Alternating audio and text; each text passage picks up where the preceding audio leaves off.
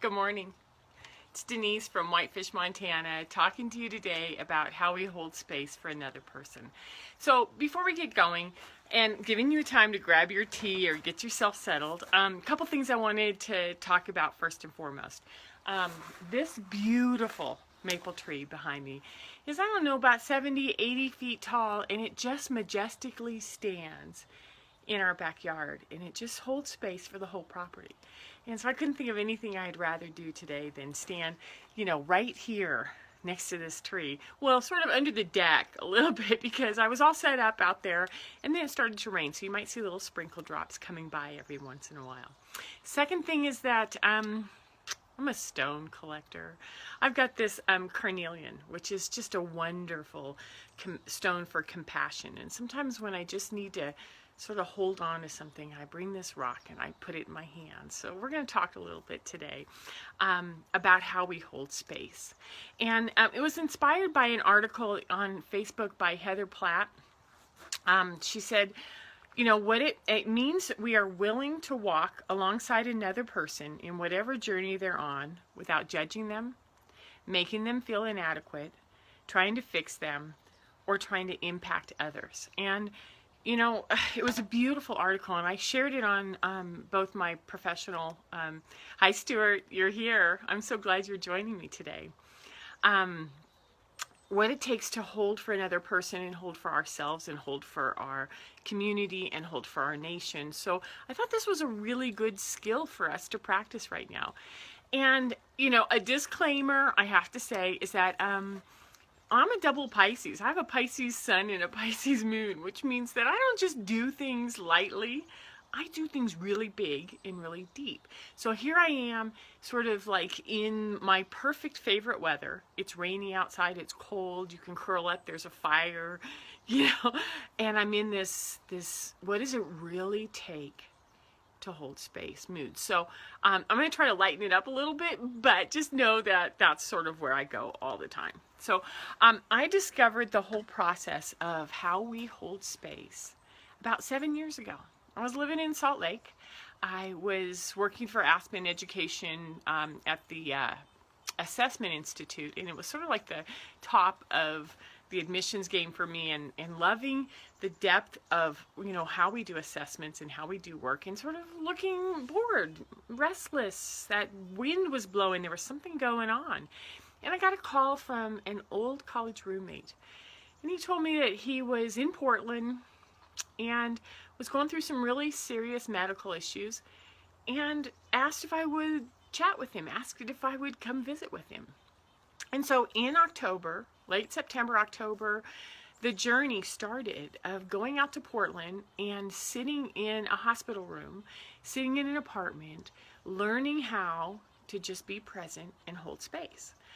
And I just remember this one little piece where this beautiful friend of mine said, why don't you come to Whitefish with me? And I'm thinking, I got 3 kids, I'm working in Salt Lake City, I'm loving my life sort of, and I have some goals and I'm doing really well. And I said, no, I don't think so. And this voice inside of me was like, yes. And I go, what?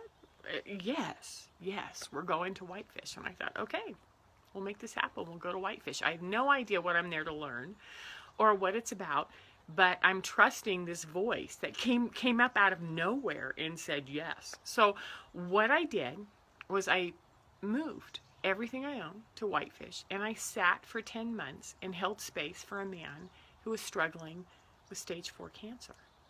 And so I learned how to take care of myself. I learned how to hold energy. I learned how to be calm. I learned how to take in information.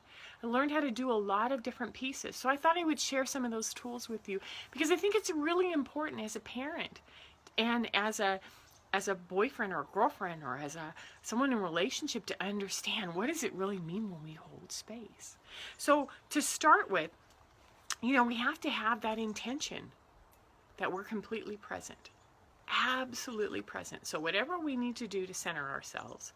And I was at the summit with Alan Seal and a wonderful group of 42 people from all over the world. And we've all been working with creating presence for a long time. So Alan would just say, center yourself, bring it. And I would go, there it is. Because I've spent years learning how to do this. So take a deep breath and just let everything go. Clear your mind, clear your heart, put your feet on the ground, allow yourself to sort of feel the energy of it and just get completely present. Now, the next part is what I'm going to call is like this, I don't know, it's like your compassion zone. It's your heart chakra, it's your third chakra, your solar plexus, and it's your second chakra, which is the sacral. And, you know, if you can imagine them, I have this little drawing, but I'm not going to show it to you because it's pretty funny. What it is it's this like a little signal light that you see in the intersections. We have the heart, we have the solar plexus, and we have the second chakra, the sacral. And so what the heart does is it opens up and it just starts beaming out love and acceptance and forgiveness and compassion and all of those.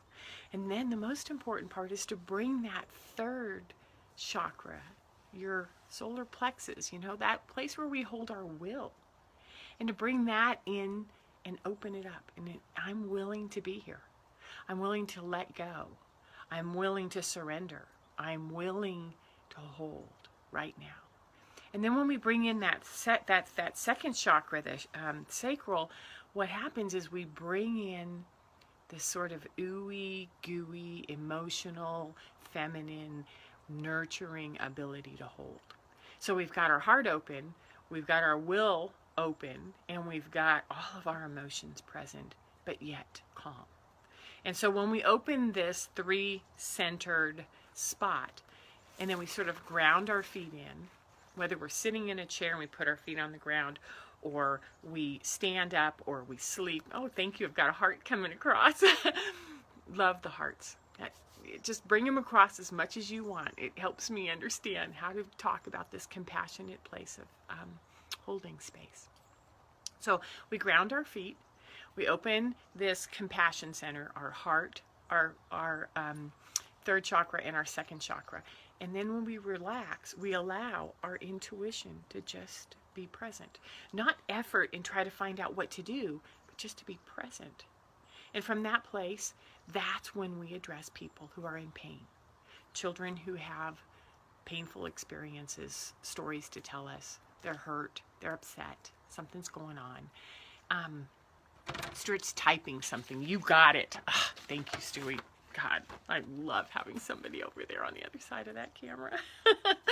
So this is a sacred skill set. And when we are able to hold in that place of being completely present, having our three chakras open, allowing the intuition to come, then we can deal with things like health and relationships and emotional drama and grief. And as a parent coach, I talk a lot about love and logic. It's one of those basic skills, which is how to listen, deeply listen to something your child is saying. They failed a test. Somebody was mean to them at school.